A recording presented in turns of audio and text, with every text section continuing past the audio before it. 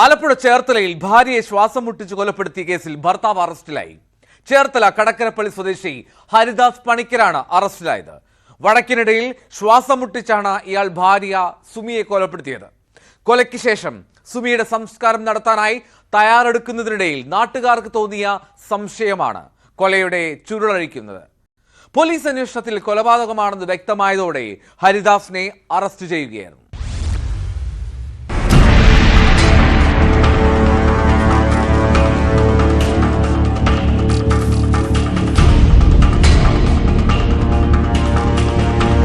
ബുധനാഴ്ച പുലർച്ചെ 1:15 സുമിയെ വീട്ടിൽ മരിച്ച നിലയിൽ കണ്ടെത്തിയത്.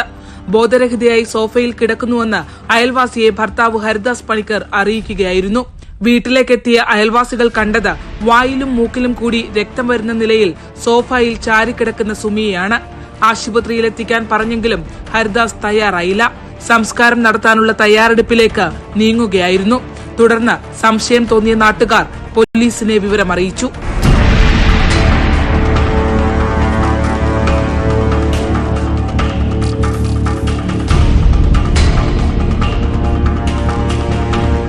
സംസ്കാരത്തിന് മുൻപ് പട്ടണക്കാട് പോലീസ് വീട്ടിലെത്തി ഹരിദാസിനെ കസ്റ്റഡിയിലെടുത്തു.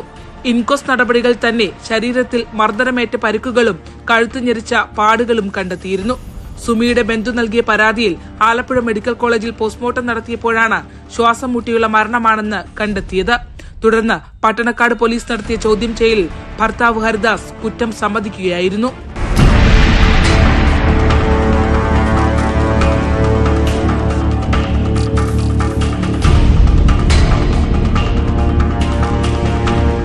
ദീർഘനാളായി മാനസിക പ്രശ്നങ്ങളെ തുടർന്ന് ചികിത്സയിലായിരുന്നു സുമി. ഇവർ തമ്മിൽ നേരത്തെയും വഴക്കുണ്ടായിരുന്നുവെന്നും സഹിക്കാതെ വന്നപ്പോൾ കൊലപ്പെടുത്തിയതാണെന്നുമാണ് പ്രതി പോലീസിൽ നൽകിയ മൊഴി. കൊട്ടാരം ശ്രീ ധർമ്മശാസ്ത്ര ക്ഷേത്രത്തിലെ കണക്കെഴുത്തുകാരനാണ് ഹരിദാസ്.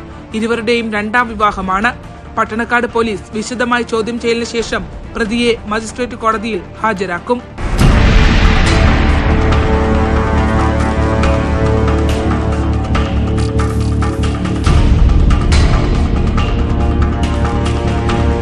ന്യൂസ് 18 ആലപ്പുഴ.